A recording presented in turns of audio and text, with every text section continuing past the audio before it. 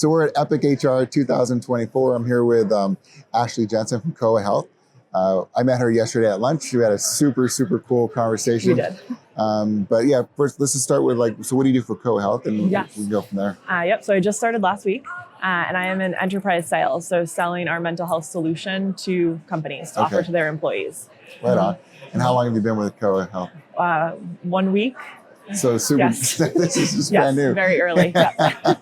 And what did you do before that then? So I've worked at Noom, which is a health weight loss app. I worked at Gympass, so more on the fitness side. Amazon.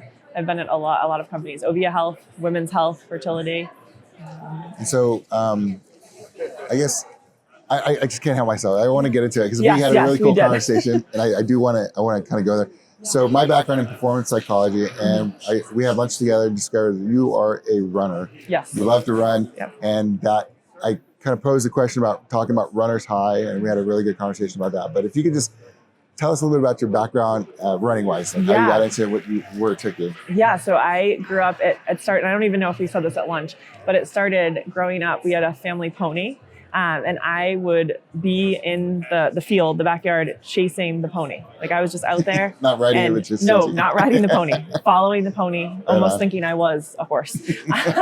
But enjoyed that time, and just that's what I did. I loved running. When it came time for what sport are you going to do, when you think of soccer, like softball, all these normal sports, I became a runner. So I ran. Ended up with a scholarship for undergraduate, and then going to grad school as well on a scholarship, Division I, running, and had a really great career there.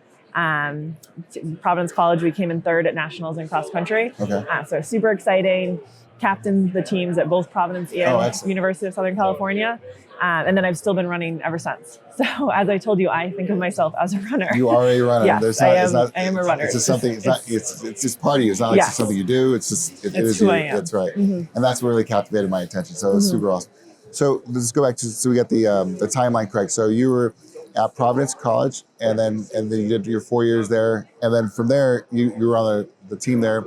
And then you went to USC, so fellow Trojan, awesome. Yes, yep. And then you ran for about a year there, is that right? Yes. So you have 5 years to complete your 4 years of eligibility. And I was injured for a whole year, so I had to redshirt a year. That's what that allowed you to run at US. And so, and you still run today? I do. I ran this morning out here on the strip. I run marathons now. I still have my same coach from college. So that's nice to have that same relationship. He really knows me. And I've been working with him, I don't know, for almost 20 years. And you've done like eight different 8 marathons. I was just chatting here with your president, and I've run trail races too. So road marathons, trail races, half marathons, countless 5Ks. Right on. But yes. And so our conversation yesterday stemmed around runner's high because I was trying to learn more about that. And there's one thing you said to me that was super interesting, because it's not something I'd read in the literature, but when you said it, it really stood out. And I asked you about runner's high and when you get into it, and you said it has to be a run that's at least 30 minutes long. And that was very specific and very true for yourself, but I never heard that before. So that really captivated my attention. So you talk a little bit more about runner's high.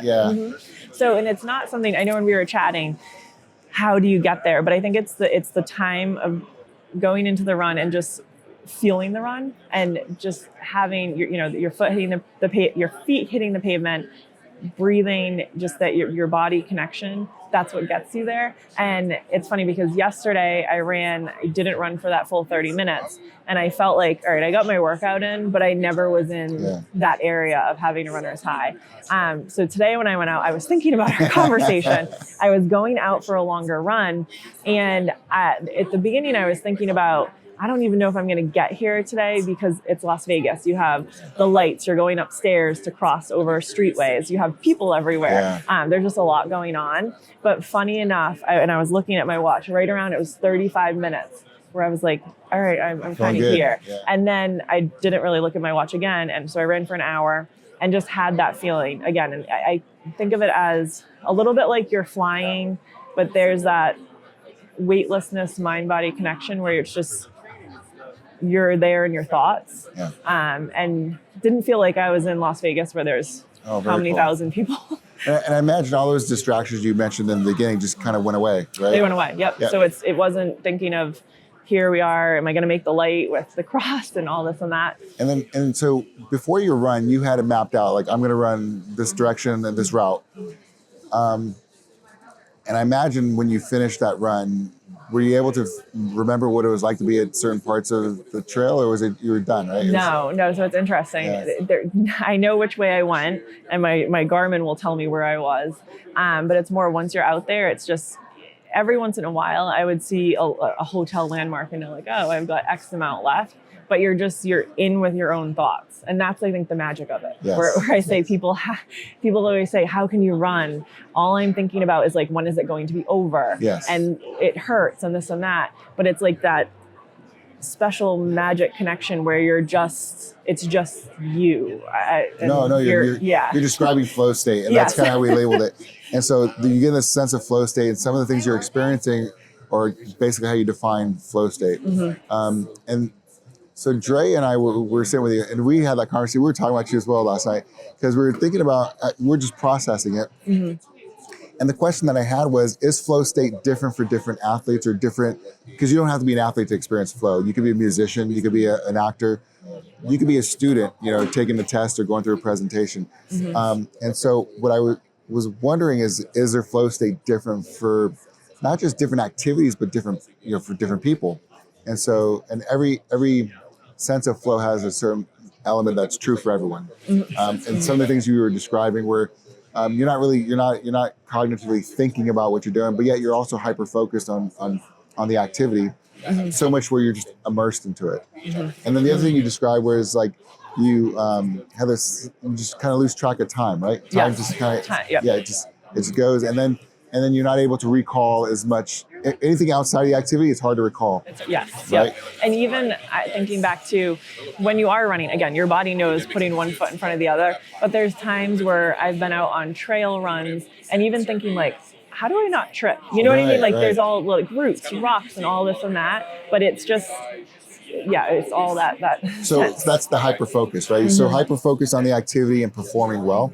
There's no sense of analysis. You're not defining your performance as good or bad, but your body already knows what to do, right? And so you're so hyper focused, you see nothing else. I've heard athletes talk about being whether on the field or on the mound, where all the crowd noise just dissipates. Disappears. You're never there. So you're just focusing on the activities. That's exactly what you're describing. And then super awesome. You just led me into thinking about, and I think we touched on this a little bit yesterday, but so the Boston Marathon 2018, that year, I remember waking up that morning for the race, and I live right in Boston, so I actually get driven and dropped off at the start, which is really nice. But hearing the rain come down on the roof in the car, you had to have the wipers full blast. I mean, it was a monsoon. It was 40-mile-per-hour wind gusts. Wow. It was also just about freezing, so you had frozen rain too. And the whole drive there, I was thinking, I was in such great shape. Looking at the weather, my coach had said, like, taper your goals a little bit. It's going to be tough. But went out there. So that was all in my mind. But also I knew, like, you're in great shape. You know the course. You're going to be okay. But when I started that race, there were less people out cheering because of the elements. Sure. But still, people were still there. It was still loud. But I went into such a zone during that race that it was literally just run home. That's what I kept the whole time. Oh, I love that. Run home. You must run home, because I didn't feel cold, but it was just like, this is crazy. Yeah. And I remember my coach had said, find taller guys and kind of use them as wind blockers, and just that's what you do. Try to be protected as much as possible. And during the race, it ticked by, but each time I'd find a group of men and I'd be running with them, and then I'd be like, we're not getting home fast enough. And I'd find the next group. Okay. Did that. And it wasn't until about mile 24 where I started to actually think, like, if I don't keep running, in my mind, I was going to freeze. I thought I was going to turn into an ice sculpture, because it was at that point so cold. You're starting to feel the elements, right? The elements. But I kept thinking, like, just keep running. And the whole race, nobody had passed me the entire race, which this is the Boston Marathon. Yep. Nobody had run past me. I just pass people. And there was one guy around mile 25 who went by me. And I remember thinking, you got to go with him. Yeah. So I didn't catch him. But we finished the race, and people, the people that were volunteering at the end came up to me and they're like, are you okay? Do you need medical? And I'm just like, I'm okay. And like freezing, they put the little blanket on you. And when I got to the restaurant where I was meeting my parents, my mom immediately was like, we need to get you into the bathroom. And I went in the bathroom and I was like a ghost, blue lips. She put me under the hand dryer to dry me. But I had finished the 59th woman in the entire race. And of my wave, there was only one other woman that finished ahead of me. So it was that motion of just like being completely in that state of just run home. And looking back, was that one of your better performances? It was, yes. It wasn't my PR. At the time, it was my PR. I had dropped 17 minutes from my time. Okay. And I think it was because, and this is probably a whole nother conversation, but so much of that race was eliminated due to the weather. It became more of just like a survival mode too. Like you were in that flow state, but it was also just, it is so bad outside that you just have to do this. And you couldn't think about other things that might come into mind, like how am I doing? What's my time? It was more just like run home. Just get done, yeah. So there's so many really cool things you just said there. And I just want to unpack it all, but I don't know we have time to. So there's the flow state aspect of it. But then there's this ritual that you had prepping for the race itself, taking the elements into consideration. And it sounded like it was raining, it was freezing cold, but the whole time it was raining. And I imagine there's a certain point where you entered flow state where it doesn't matter anymore. You're just, but the other part you just said, it was just run home was your little mantra to get you going. And so all the dialogue you're having with yourself in the beginning of the race to process, preparing, it's all your self-talk, right? Mm-hmm. And then that stems into, your self-efficacy of being able to accomplish the task and do it well. But then, as these negative thought patterns come into your head, with the elements, the race itself, and the way you identify that as something negative, but you change it quickly by reframing it and by using a little bit of a mantra, which is just run home. Just run home. and that's brilliant. That's what all elite athletes do. Mm-hmm. And the fact that you were able to do that, and it sounds like you have that conversation with yourself multiple times while you're training, while you're processing the races. And that's super healthy, and that's something you never want to let go of. And it's even in like work too, like thinking about if you're pitching a client or talking through a deal, being able to see the positives, and connect it back there. And we know in sales, there's a lot of rejection. There's a lot of it could beat up one's self-esteem for sure. Mm-hmm. Mm-hmm. So those mantras are super important to know what you're doing is working, and it just you can't land every potential lead, right? But you're gonna come across a lot of adversity.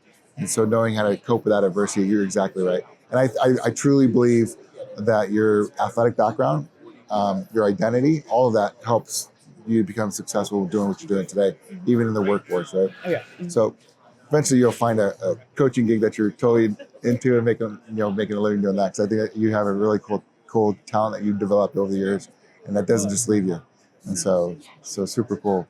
Is there anything else you wanted to bring in? I mean, it can go on for hours. I know we had just such a great conversation at lunch, and what you're doing, it seems like such an exciting company, and I feel like so many companies can use this, like from being at companies helping with the culture, with just employees being engaged and feeling valued. Yeah. There's just so much to it. And we've been doing this for years. So Aaron and I have a really cool mix. So he's the org guy, I'm the performance guy, and everything we do. They complement one another, but every scenario we walk into, we made a career out of parachuting into organizations, just making them better. Yes. And so every organization has their own needs. So whether it's from an organizational perspective, we have the expertise for that. Or sometimes it's just those leaders that have been doing such a good job and now they're a supervisor and they don't have the skills to help others. So that's the one-on-one. So we come in and we help them with that. Mm-hmm. But there's so many parallels between sport and corporate. Oh, yes. And we see that all the time. And so it's super exciting.